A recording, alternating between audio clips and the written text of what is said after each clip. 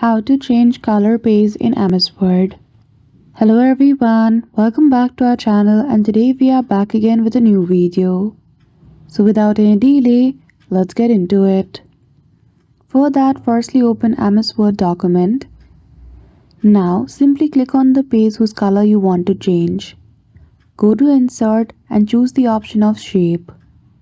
Choose Rectangular from the option and draw a rectangular over all the page. After that, you will go to the Format option. Go to Shape Fill. If you want to fill out the color to no fill and you just want the outline, choose the option of no fill. Otherwise, simply choose a color.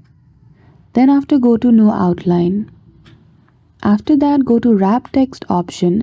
From there, you simply need to choose the option of Behind Text. Once you choose that option, the page color will be changed.